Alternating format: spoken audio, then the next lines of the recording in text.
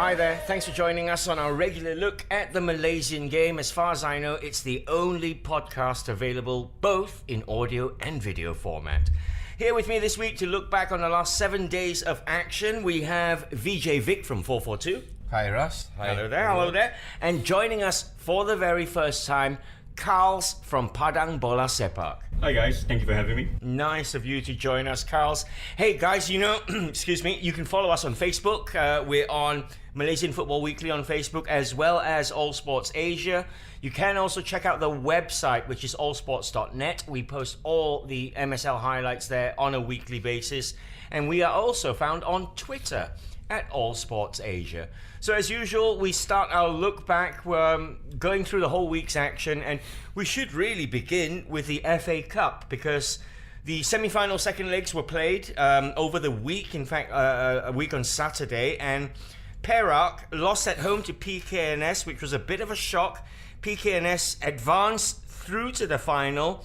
It was a sellout crowd in Perak. 30,000 turned up, right? And great game, was it? In all honesty, I didn't catch the game. I saw the highlights though, because I was in Lakin the other day.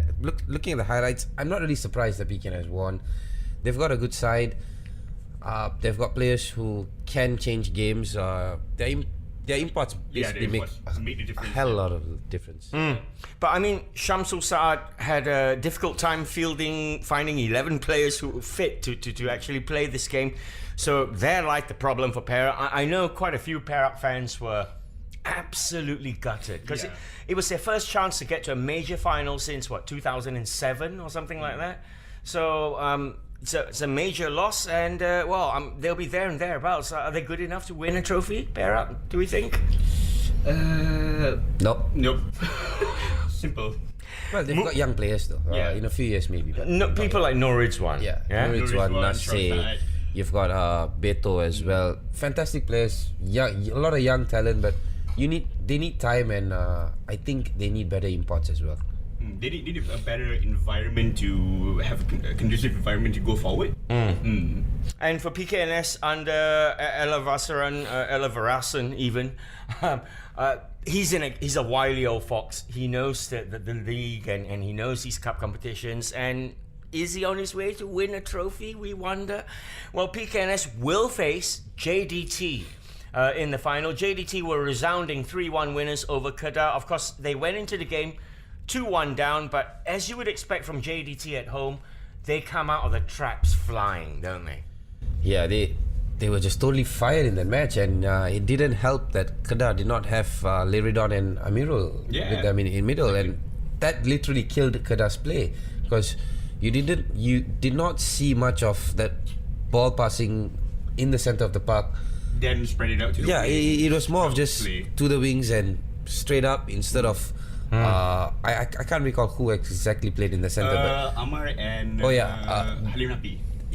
And I think there was Badrul moved in after a while as well, because he was not really very effective on the flanks, and you still didn't have that command that Krasniki can have. And as well, because of Liridon and Amir Hisham was in the game, Kahi had to pull down to become like a central attacking midfielder. That was because actually Sandro wasn't there. Sandro does that a lot, and it just didn't work. And against Johor in Lakin, you need your best players, or you're just not going to win. Yeah, but however, in the second half, after GT scored their second goal, when Tan Chen Hu brought on Fakri, that really, the last 25 minutes really was. They tried to, but they still are a good side. But JDT know how to park the bus. Right? I mean, well, they've got Haris and Marcos there. Marcos definitely the best defender in the league. Haris one of the best. Haris definitely in Southeast Asia. He's up there, right? Definitely. All right. Well, further bad news were to hit Kedah fans, because there was talk of Portuguese winger Ricardo Quaresma joining up with Kedah, but apparently the KFA president Datuk Sri Ahmad Basra came out and said no, that's not going to happen. There was talk of a 1.9 million ringgit transfer fee, but I guess that won't happen. But still, we dreamt for a little while. It's ridiculous that we're looking at all these kind of players.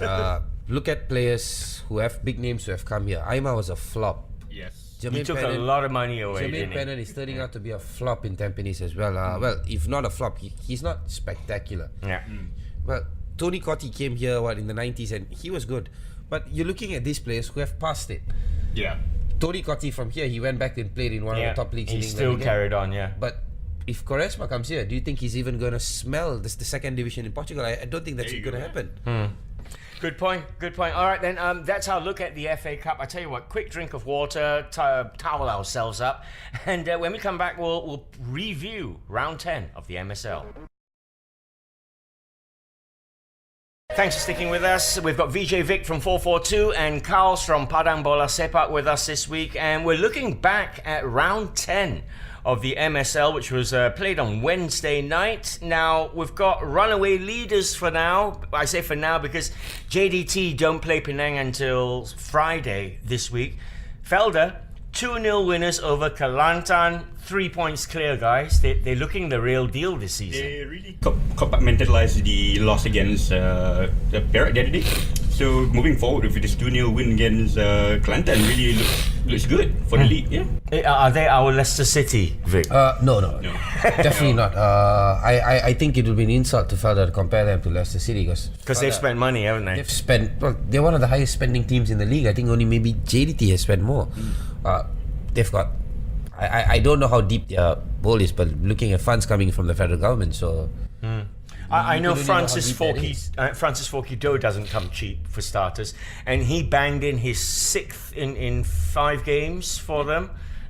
He's in good form, and Felder, I mean, at the moment you're looking at it and you're saying money well spent so far, right? Oh yeah, money well spent. They've got excellent foreigners. I think their centre back may be on his way out, but looking apart from that, great players.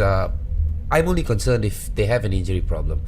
They can cope with 1 or 2 players being injured, but take Zarahan out of the team, take Lutfullah out of the team, and you have the similar situation of Kedah going against Johor the other day. Yes, exactly. Clueless.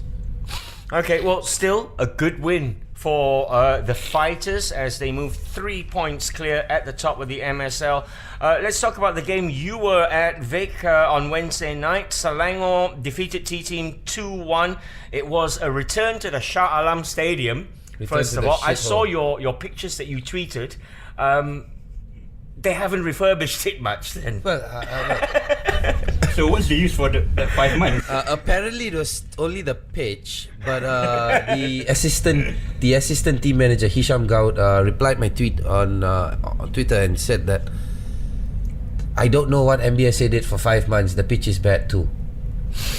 Ouch. And I've got this thing to say actually. I'm quite disappointed with the Selangor management. Well, not really Selangor management. I would say the Selangor head as well, Azmin Ali. The whole administration. Yeah, 1 year ago, Azmin Ali took over Selangor FA. I think it was the start of 2015 or maybe the last final month of 2014. He took over. He visited the Shah Alam Stadium for the first time as Menteri Besar and all that, and he promised to revamp a lot of parts at the stadium, including the media seats and all that. I was shocked when I reached there. It was full of shit. I mean, literally. It was just bird poo all over. And lovely. it's 1 year down the road and nothing has been done. I tell you what, I can bet you any money the Tandas Rosak sign is still up and working. I'm not even going to go there. Yeah, okay, well, on the pitch itself, Selangor were 2-1 winners, and they had a last-minute winner from Adam Noor Azlin, one of Ong's golden boys, new boy in Selangor. Slowly fitting into the side, maybe? Is he? Well, that goal it was a big stroke of luck actually. He took a free kick. I spoke to him after the match. He knew nothing about it. He said, all I wanted to do is I wanted to play the ball into the box. Yeah, because he was aiming for Patrick and the ball went to Patrick. Patrick missed kick. Patrick didn't touch the ball at all, in fact, and it just bounced and went in. But, well, it's good for a player like Adam. He's been missing a lot of chances.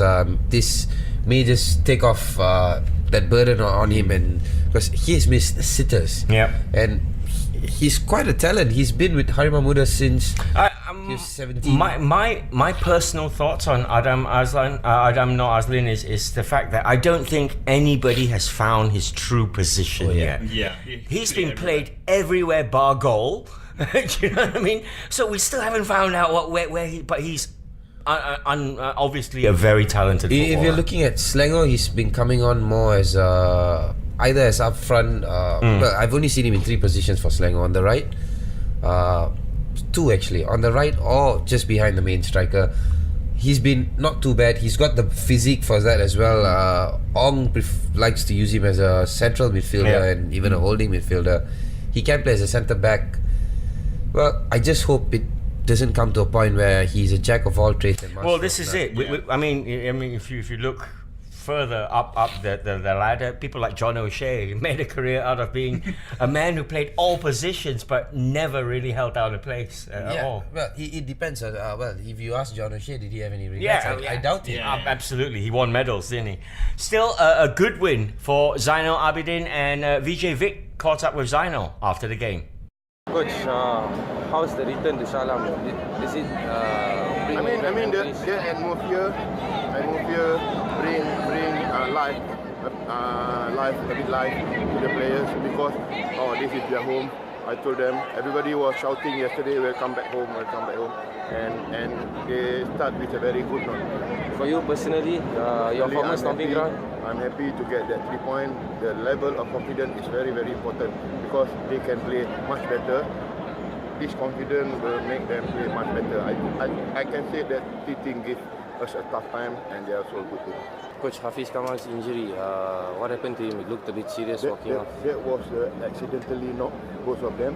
I think stitches needed, but he is suspended for the next game against Tampines. So I hope he can recover very quickly for the next Super League.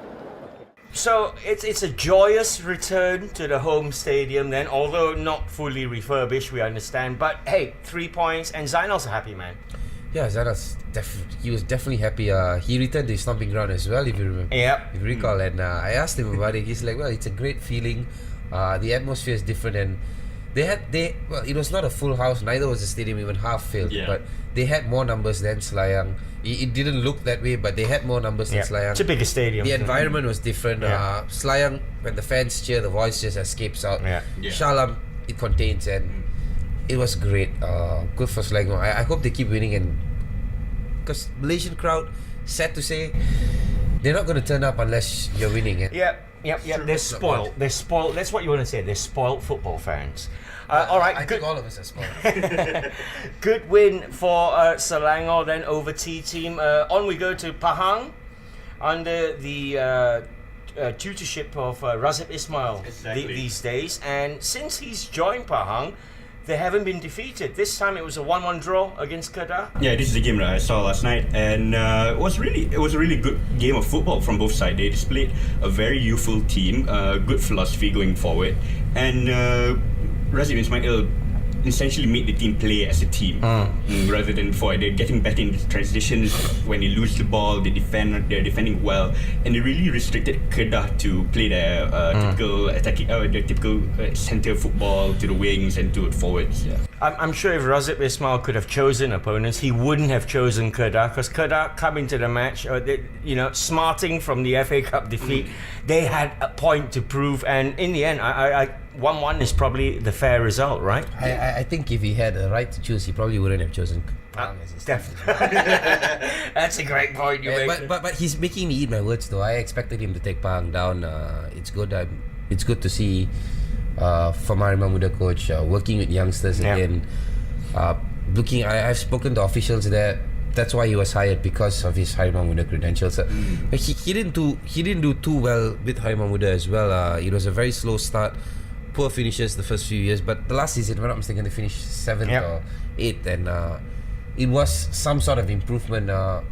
Maybe Razib's not all that bad. Well, what Razib Ismail has achieved with Harimau Muda is he's got a group of players who he's worked with from a very young age. They listen to him. They respect the guy.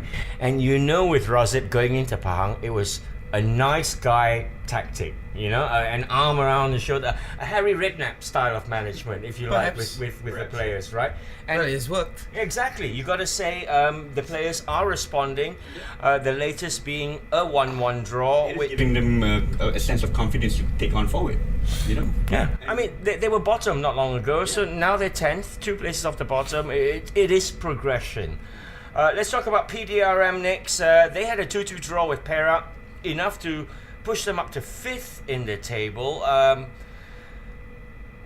PDRM, I mean they're not as explosive as they were last season. Yeah, they don't have. Last season they Defensively, also they're weaker as they, well. They were top heavy and Exactly. very loose at the back. They, if I'm not mistaken, they scored as many as they conceded. Yeah. I think it was 40 or 41. This year, it's looking a bit more solid. A bit more, I would say. They've stabilized the team. It's not okay. You can score, but at the back, well, they had Muslim Ahmad at the back. So, well, anyway, that's another topic altogether. You would do a whole show just on Muslim Ahmad. But this game, it needed an 80th minute equalizer from Nazirul Naim, another Harimau Muda product. We know young Nazirul, he's a player who's got the right attitude in terms of he's got star potential. You look at the way he carries himself, and the boy can take a free kick, can't he? Well, it was a corner that went in. I was like, well, I've seen that happen in professional football, in amateur football as well. I've seen that happen. Yeah. Sometimes you play in a Sunday league and You see the people ball- trying it, yeah, right? I don't think they try it. It's just luck. Oh, you'd be surprised. I mean, I've seen Harimau Muda train. I had the pleasure of being with Razib and a lot of these guys in Bangladesh for 2 weeks. And every day, Nazirul Naim was trying stuff like that. He was taking free kicks from the halfway line, from the... He's a good free kick He's taker. he is. I mean, that in itself is worth its weight in gold if he carries on the way he is. So 2-2, good draw for Perak away from home. Next up, then Terengganu were 3-2 winners over Sarawak. Now, let's talk about Terengganu first. They're slowly coming up. They showed signs they can score goals. This team, Terengganu. Well, I think on paper they've got one of the 4 best sides in Malaysia. On paper, well, I've spoken to coaches, I've spoken to A lot of players them and a lot of will other cite observers. Terengganu. And coaches, even the national coaches, will tell you that Terengganu have got one of the top 4 sides. And they're just not performing. And I think it's the locals who have not really stepped up to the mark yet. Yeah, because they haven't really received what Mike Mulvey wanted to do. Yeah.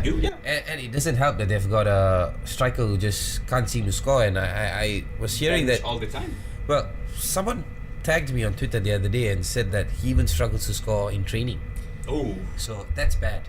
But there is talk of Dixon moving there, so let's see if that happens. If that happens, I think you got to watch out for Yeah. Yeah, absolutely. Sarawak, though, rooted at the bottom now on 6 points.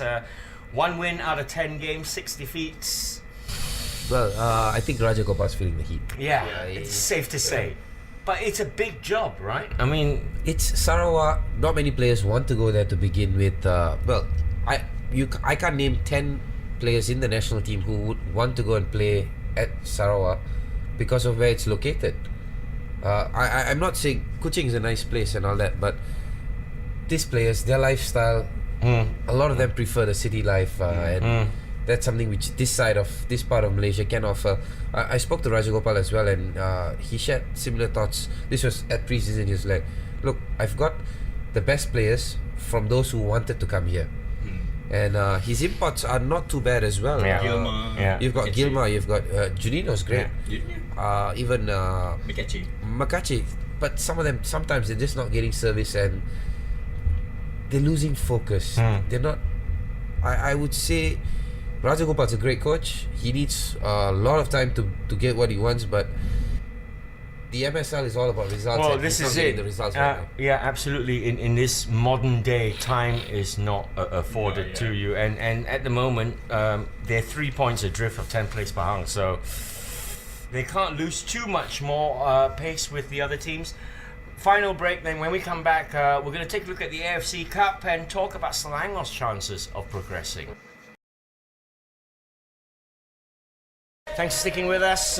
Before we go, a quick look then at the AFC Cup. The 6th round of matches are being played. Now, let's concentrate on Group E, Selangor's group, because this is possibly the most open group of all. 3 teams are still up there in terms of qualification. We know Ceres are more than likely going to get through because they play Sheikh Jamal. They're confirmed in, actually. Okay, exactly. So now it's between Selangor and Tampines to fight for second place. It's going to be played in Singapore. How do we see this one panning out?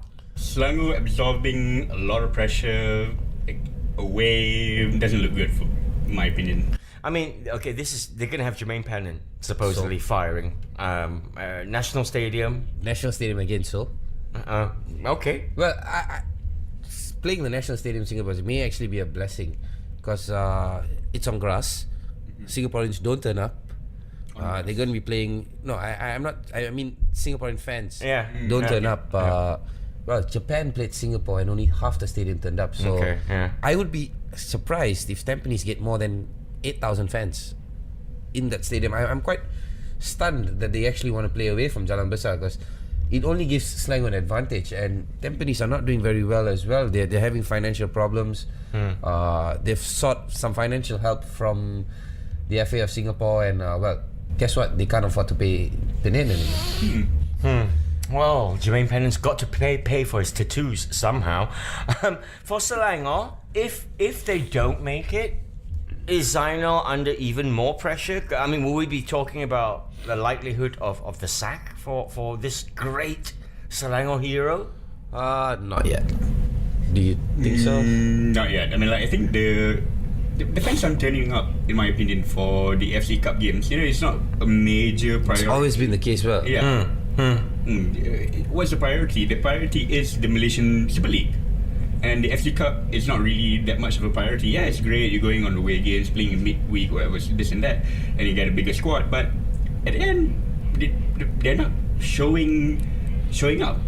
Okay. Well, it was 0-0 between Selangor and Ceres last time out. Sheikh Jamal amazingly beat Tampines Rovers 3-2. Selangor will look at that result and take heart from that as they travel to Singapore. Tuesday night, 7 p.m. kickoff, that one. Tampines Rovers against Selangor. Ceres will take on Sheikh Jamal in the Philippines at the same time. Now, in Group H, no problems for the holders JDT. 100% record, 5 wins after 5 matches. They are going to wrap up their Group H campaign with a home match against the second place side, Bengaluru. No pressure, Bengaluru are also through. So this one will just see 2 reserves going out there. No one was going to want to get hurt, and they just want a friendly game, don't they? Well, I think Joe's going to lose this match. You reckon? Well, now that's a big shout. They're going to play a second string side. Okay. Bengaluru are not your Lao Toyota or your these are Indian League champions. If I'm not mistaken, they just wrapped up the Indian League a few weeks back, and they've got no other distractions. You have seen how Joe have played against Lao Toyota, and they just got away with that one, didn't they? One of it, yeah, they just got away. Performance not really there. No, but they do just enough. That's the thing about JDT. This Bengaluru side is a different side compared. They're not a Southeast Asian side that you can walk over with. Okay. These are the Indian League champions. Yeah. Good point you make there. I mean, 5 games played for Bengaluru, 3 wins, 2 losses. So they give as good as they get, and they are capable of winning. Joe have got nothing to lose. They're still on top. Yeah, and as well as Johor has bigger things to concentrate on. The FA Cup is final. 3 days later. Yeah.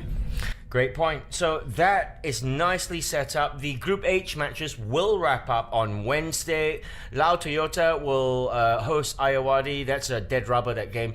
And of course, JDT will take on Bengaluru. JDT already assured of top place. That's it. We're done. I'm going to say thanks to the guys. Many thanks to Vijhay Vick. Thanks, Ross. Thanks to Khal from Padang Bola Sepak. Thanks for having me. And thank you guys for watching. Don't forget to check out our YouTube channel, which is All Sports Asia. Until next time then, bye-bye.